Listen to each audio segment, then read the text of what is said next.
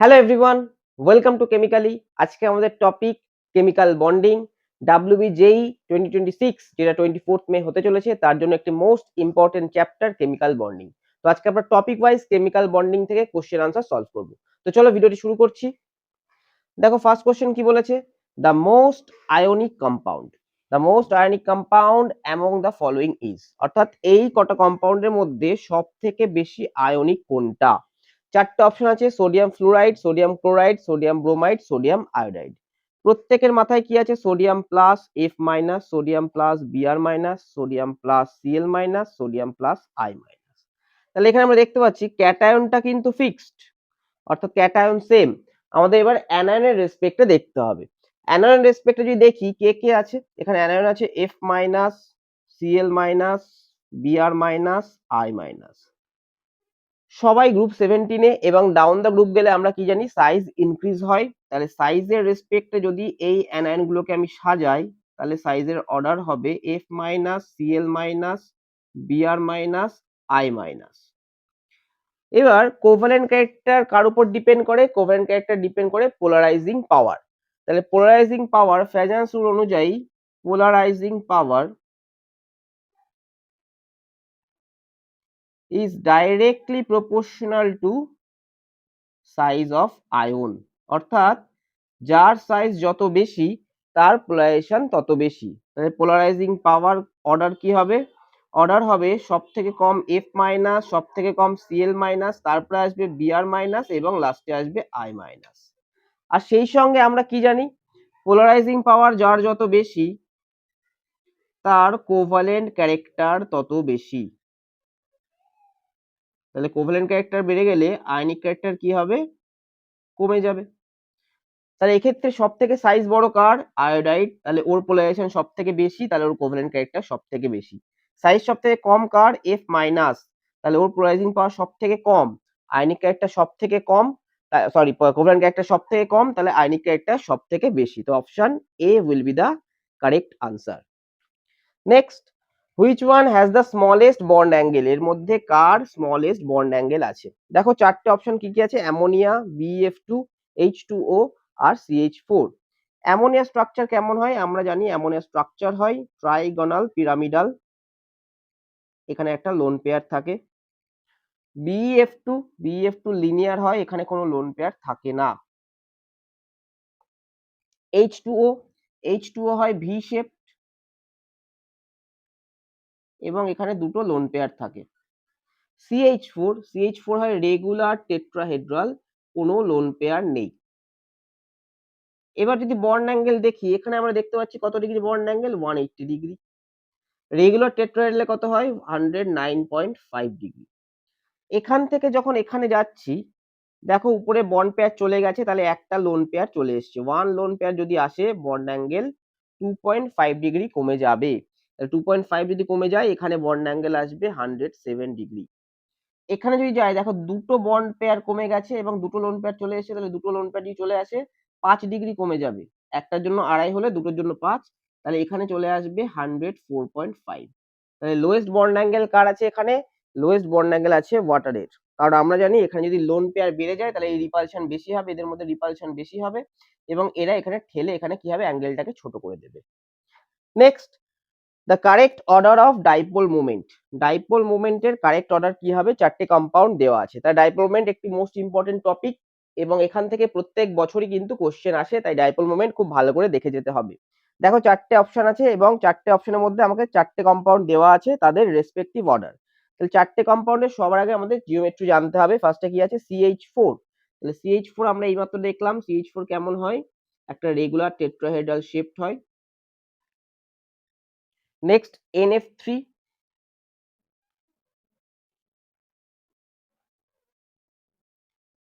Just like NH3 একই থাকবে, hydrogen আর ফ্লুরিনের জায়গায় হাইড্রোজেন থাকবে এবং হাইড্রোজেন জায়গায় ফ্লুরিন থাকবে NF3 তে। আর কি আছে, ওয়াটার।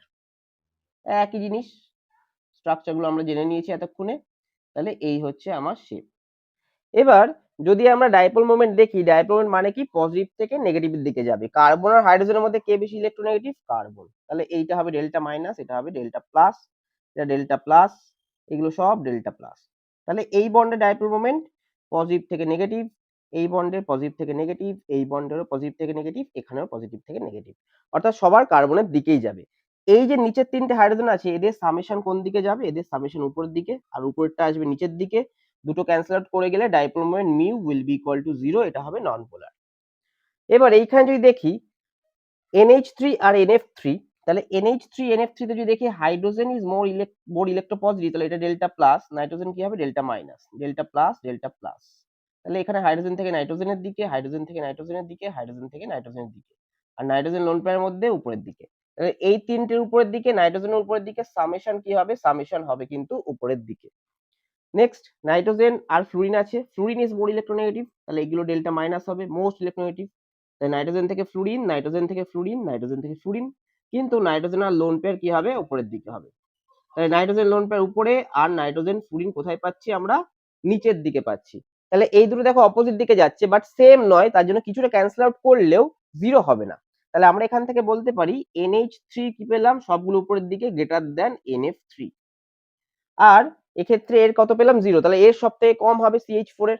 এবার যদি ওয়াটারের দেখি, দেখো ওয়াটারের বন্ড অ্যাঙ্গেল কত, 104.5 ডিগ্রি, আর ওয়াটারের ক্ষেত্রে যদি দেখি হাইড্রোজেন থেকে অক্সিজেন আর এই দুটো লোন পেয়ারে কোথায় হবে উপরের দিকে, সামেশন কি হবে উপরের দিকে হবে।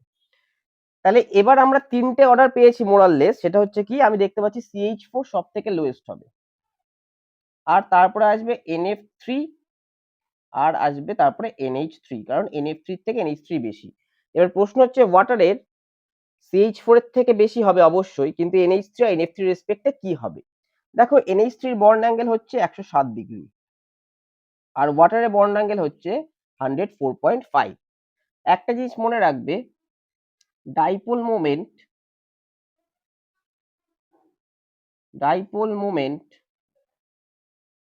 Is inversely proportional to bond angle.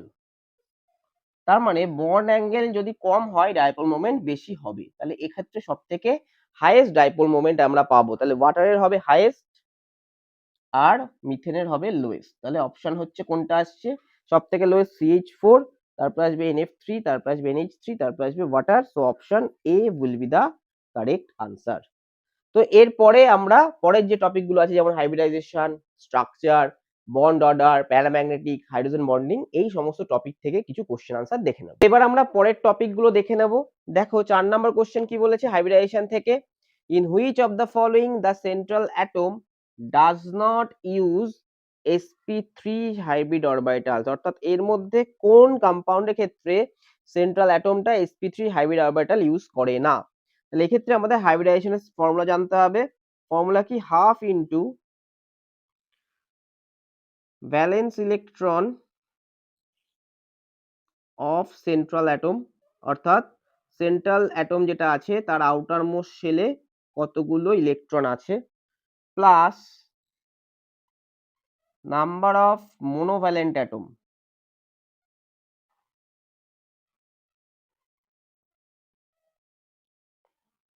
Minus number of positive charge,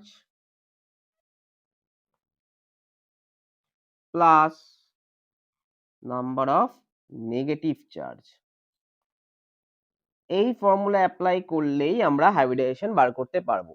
দেখো ফার্স্টে কি আছে, BeF3, তাহলে এখানে যদি BeF3 মাইনাস এটার হাইব্রিডাইজেশন বার করতে চাই, তাহলে এক্ষেত্রে কি আসবে, ফার্স্টে হাফ ইন্টু সেন্ট্রাল অ্যাটম কে, সেন্ট্রাল অ্যাটম বেরিলিয়াম, বেরিলিয়ামের বাইরে কটা আছে দুটো, কারণ গ্রুপ 2 এলিমেন্ট, প্লাস মোনোভ্যালেন্ট অ্যাটম কে আছে ফ্লুরিন, কটা আছে তিনটে, নেগেটিভ চার্জ আছে পজিটিভ চার্জ নেই, তাহলে -0 পজিটিভ চার্জের ক্ষেত্রে, আর নেগেটিভ চার্জ কটা আছে 1, তাহলে 2 আর 1 3, 3 2 আর 3 5, 5 আর 6/2 কত হবে এখানে 3, 3 মানে কি আসছে আমার, দেখো sp2, তাহলে প্রথমটাই আনসার হয়ে যাচ্ছে। বাকিগুলো যদি আমরা একটু চেক করে নিই, দেখো H3O প্লাস বা OH3 প্লাস আছে, তাহলে এক্ষেত্রে কি হবে, half into central atom oxygen, অক্সিজেনের বাইরে কটা 6টা, যোগ মোনোভ্যালেন্ট হাইড্রোজেন 3টে, প্লাস পজিটিভ একটা আছে, তাহলে -1, এক্ষেত্রে কত আসবে 8/2, কত আসবে 4, তাহলে 4 যদি আসে তাহলে সেটা হবে 4 মানে একটা S আর 3টে P।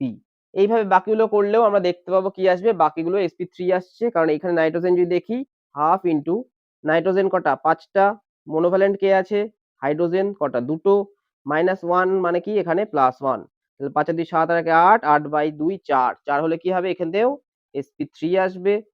এখানে যদি দেখি একই রকম ভাবে হাফ ইন্টু নাইট্রোজেন 5টা, সরি নাইট্রোজেন বাইরে 5টা, ফ্লুরিন আছে 3টে, তাহলে এক্ষেত্রে কত আসবে? এক্ষেত্রেও 4 আসবে, তাহলে এটাও আসবে sp3। তাহলে এটাও sp3, এটাও sp3, কিন্তু এটা কি আসছে আমার sp2। তাহলে option A will be the correct answer. Next, match list 1 with list 2। দেখো এখানে 5টা এক্সাম্পল দেওয়া আছে কম্পাউন্ডের, এখানে স্ট্রাকচার দেওয়া আছে, কোনটা কি স্ট্রাকচার হবে। সবার আগে আমাদের কি করতে হবে, এখানে আমরা হাইব্রিডাইজেশন বার করব। এখানে আমি অপশন দিইনি, অপশন দিলে জায়গা থাকতো না করার, তার জন্য আমি ফার্স্টে হাইব্রিডাইজেশন বার করব এবং স্ট্রাকচার কি কি হবে সেটা করে দেখাবো। দেখো PCl5 আছে, PCl5 মানে ফসফরাস সেন্ট্রাল অ্যাটম, তাহলে হাফ ইন্টু ফসফরাসের বাইরে কটা থাকবে? 5টা, যোগ ক্লোরিন আছে 5টা, 5, তাহলে 5 মানে কি sp3d। sp3d হলে কি হয়? sp3d হলে আমরা জানি ট্রাইগোনাল বাইপিরামিডাল হয়, ট্রাইগোনাল বাইপিরামিডাল। নেক্সট SF6, SF6 যদি আসে তাহলে half into central atom sulphur, বাইরে কটা আছে? 6টা, যোগ 6টা ফ্লুরিন আছে, তাহলে কি আসবে? 6, 6 মানে sp3d2। তাহলে এটা কি আসবে? এটা আসবে আমাদের sp3d2 হলে অক্টাহেড্রাল। নেক্সট BrF5, BrF5 যদি দেখি তাহলে BrF5 কি আছে? হাফ ইন্টু ব্রোমিনের 7টা যোগ 5, তাহলে এক্ষেত্রেও 6, এটা আসবে sp3d2। কিন্তু এইখানে দেখো বন্ড পেয়ার আছে কটা? 5টা, আর একটা কি আছে? Lone pair. তাহলে এখানে যদি স্ট্রাকচার আঁকি তাহলে স্ট্রাকচার এরকম আসবে, ব্রোমিন অক্টাহেড্রাল এরকম হওয়ার কথা। তাহলে এইখানে 4টে ফ্লুরিন বসে গেল ইকুইটোরিয়াল গুলোতে, এবং অ্যাক্সিয়ালে কি হবে? অ্যাক্সিয়ালে একটা ব্রোমিন থাকলো আর একটা কি থাকলো? লোন পেয়ার থাকলো। তাহলে স্ট্রাকচারটা কেমন হলো? এই যে স্কোয়ার, লোন পেয়ারটা বাদ দিলে পিরামিডের মতো আছে, তাহলে এই ক্ষেত্রে স্ট্রাকচার হবে আমার স্কোয়ার পিরামিডাল। এটা কিন্তু লোন পেয়ার দিয়ে। বাকিগুলোর ক্ষেত্রে ডাইরেক্ট স্ট্রাকচার কেন পেয়েছি? কারণ বাকিগুলোর ক্ষেত্রে দেখো বন্ড পেয়ার সবগুলোই আছে, কোনো লোন পেয়ার নেই। এখানে 5 পেয়েছি, এখানে 5টাই বন্ড পেয়ার। 6 পেয়েছি, এখানে 6টাই বন্ড পেয়ার। কিন্তু এখানে পেয়েছি 6 বন্ড পেয়ার আছে, এখানে 5টা, তাহলে একটা লোন পেয়ার আছে সেটা এখানে বসে গেছে। তাহলে এই ক্ষেত্রে কি হবে? ডাইরেক্ট অক্টাহেড্রাল হবে না, একটা লোন পেয়ার বসলে স্কোয়ার পিরামিডাল হয়ে যাবে। নেক্সট BF3, BF3 যদি আমরা দেখি তাহলে এক্ষেত্রে কি পাবো? হাফ ইন্টু বোরনের ক্ষেত্রে পাচ্ছি কটা? বাইরে 3টে, যোগ ফ্লুরিন আছে 3টে, তাহলে টোটাল কত আসবে? 3, 3 মানে sp2, sp2 মানে হচ্ছে ট্রাইগোনাল প্ল্যানার, ট্রাইগোনাল প্ল্যানার। তাহলে এই বোরন, এই ফ্লুরিন, ফ্লুরিন, আর এইখানে আসছে ফ্লুরিন। তাহলে এখানে যদি দেখি BrF5 এর সঙ্গে কি হবে? PCl5, PCl5 আসছে আমার ট্রাইগোনাল বাইপিরামিডাল, তাহলে A এর সঙ্গে আসবে 2, SF6 আসবে অক্টাহেড্রাল, B এর সঙ্গে আসবে 3, BrF5 হবে আমার স্কোয়ার পিরামিডাল, C এর সঙ্গে হবে 1, আর BF3 হবে ট্রাইগোনাল প্ল্যানার, D এর সঙ্গে হবে 2। তাহলে A2, B3, C1, D2 এই হচ্ছে আমাদের কারেক্ট আনসার। তো এরপরে আমরা বন্ড অর্ডার, ডায়াম্যাগনেটিক, প্যারাম্যাগনেটিক এবং হাইড্রোজেন বন্ডিং থেকে বেশ কিছু ইম্পর্টেন্ট কোশ্চেন দেখে নেব। পরের টপিক দেখে নেব। দেখো পরের টপিকে আছে আমাদের বন্ড অর্ডার। 6 নম্বর কোশ্চেন কি বলেছে? The two species that have identical bond order, অর্থাৎ এইখানে কোন পেয়ারটাতে সেম বন্ড অর্ডার আছে। আইডেন্টিক্যাল মানে কি? আইডেন্টিক্যাল মানে হচ্ছে সেম বন্ড অর্ডার। দেখো এখানে বন্ড অর্ডার আর নাম্বার অফ ইলেকট্রনস এর একটা রিলেশন আছে, খুব সোজা রিলেশন। যদি এই ধরনের কোশ্চেন দেয় আমরা 30 থেকে 40 সেকেন্ডে আনসারটা করতে পারবো। আমাদের একটা জিনিস মনে রাখতে হবে, এখানে দেখো নাম্বার অফ ইলেকট্রনস এর একটা চার্ট করছি, আর এখানে হচ্ছে বন্ড অর্ডারের একটা চার্ট করছি। আমরা একটা জিনিস মনে রাখবো, 14টা ইলেকট্রন যদি থাকে, 14টা ইলেকট্রন কার আছে? নাইট্রোজেনে N2। কটা বন্ড করে? 3টে, তাহলে সেক্ষেত্রে বন্ড অর্ডার হয়ে যাবে 3। এবার ইলেকট্রন নাম্বার একটা করে ইনক্রিজ করব আর বন্ড অর্ডার 0.5 করে ডিক্রিজ করব। তাহলে 15টা হলে হবে কত? 2.5। 16 হলে হবে কত? 2। 17 হলে হবে 1.5। 18 হলে হবে 1। যদি উপরের দিকে যায় অর্থাৎ ইলেকট্রন যদি কমায় তাহলে সেক্ষেত্রে বন্ড অর্ডারও 0.5 করে সেম এক্ষেত্রেও কমবে, অর্থাৎ নাম্বার অফ ইলেকট্রনস বাড়লেও বন্ড অর্ডার কমবে 0.5 করে, আর কমলেও বন্ড অর্ডার কমবে। তাহলে 12তে কত হবে? 2, 11তে হবে 1.5 আর 10-এ গেলে হবে 1। এবার জাস্ট এই স্পিসিসগুলো ইলেকট্রন নাম্বার ক্যালকুলেট করব, রেসপেক্টিভ বন্ড অর্ডার এখানে বসাবো আর দেখে নেব যে কোথায় আইডেন্টিক্যাল বন্ড অর্ডার আছে। দেখো কি আছে N2 N2 মানে কি, নাইট্রোজেন দুটো আছে 14, -1 আছে মানে কি এখানে +1, তাহলে কত আসবে এখানে 15।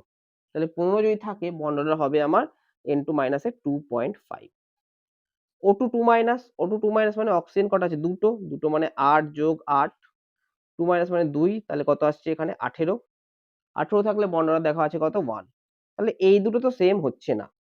নেক্সট N2 অলরেডি বার করে ফেলেছি কত 2.5। O2 মানে কি অক্সিজেন হচ্ছে 8 যোগ 8 মাইনাস মানে 1, কত হচ্ছে 17।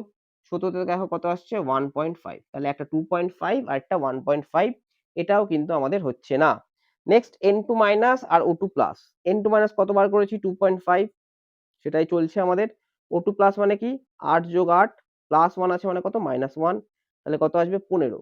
15 জন্য দেখো আছে 2.5, তাহলে এইখানে দেখো 2.5 তাহলে option C will be the correct answer. পরেরটাও চেক করে নিতে পারো, O2 প্লাস কত এসছে 2.5 এসছে, আর N2 2 নাইট্রোজেন হচ্ছে 7 যোগ 7 যোগ কত 2, কত আসবে 16। 16 মানে কত 2, তাহলে এটাও কিন্তু হচ্ছে না। খুব সহজে দেখতে পাচ্ছ আমরা 30 থেকে 40 সেকেন্ডের মধ্যে এই ধরনের কোশ্চেন দিলে কিন্তু খুব সহজে ইলেকট্রন কাউন্ট করে ফেলতে পারবো। ক্লাস 8 9 এর বাচ্চা যারা নরমালি ইলেকট্রন কাউন্ট করতে পারে তারাও এই ধরনের কোশ্চেন সলভ করে ফেলবে। Next, which one has the smallest bond length? এর মধ্যে কার বন্ড লেংথ স্মলেস্ট? একটা জিনিস মাথায় রাখবে, বন্ড অর্ডার যদি বাড়ে অর্থাৎ নাম্বার অফ বন্ড যদি বাড়ে তাহলে অ্যাট্রাকশন বাড়বে, অ্যাট্রাকশন বাড়লে বন্ড লেংথ কি হবে, বন্ড লেংথ ছোট হয়ে যাবে অর্থাৎ অ্যাটম গুলো কাছাকাছি চলে আসবে। তাহলে স্মলেস্ট বন্ড লেংথ মানে কি, স্মলেস্ট বন্ড লেংথ মানে হচ্ছে হাইয়েস্ট বন্ড অর্ডার। যদি বন্ড লেংথ স্মলেস্ট হতে হয় তাহলে বন্ড অর্ডার কি হতে হবে, হাইয়েস্ট হতে হবে। তাহলে এক্ষেত্রে আমরা জাস্ট বন্ড অর্ডার বার করব, কি করে বার করব, আগের মতন ইলেকট্রন নাম্বার ক্যালকুলেট করে। দেখো 8 যোগ 8 তাহলে কত হবে, 8 যোগ 8 16, 16 মানে কত হবে এখানে দেখো লেখা আছে 2, তাহলে বন্ড অর্ডার এখানে 2। O2 প্লাস 8 যোগ 8 প্লাস আছে মানে কত -1, তাহলে কত 15, 15 মানে কত আসবে 2.5। O2 মাইনাস 8 যোগ 8 মাইনাস আছে মানে কত +1, তাহলে কত 17, 17 মানে হচ্ছে 1.5। O2 2 মাইনাস 8 যোগ 8 যোগ 2 18, বন্ড অর্ডার কত আসবে 1, তাহলে হাইয়েস্ট বন্ড অর্ডার আছে দেখো 2.5, so option B will be the correct answer. Which one is paramagnetic? দেখো প্যারাম্যাগনেটিক মানে কি, প্যারাম্যাগনেটিক মানে যে ম্যাগনেটিক ফিল্ড দিয়ে অ্যাট্রাক্ট হয়। ম্যাগনেটিক ফিল্ড দিয়ে কখন অ্যাট্রাক্ট হবে, যখন আনপেয়ার্ড ইলেকট্রনস প্রেজেন্ট থাকবে। আনপেয়ার্ড ইলেকট্রন প্রেজেন্ট যদি থাকে তখনই তাকে বলবো প্যারাম্যাগনেটিক। কাদের ক্ষেত্রে হবে, অড ইলেকট্রন সিস্টেম।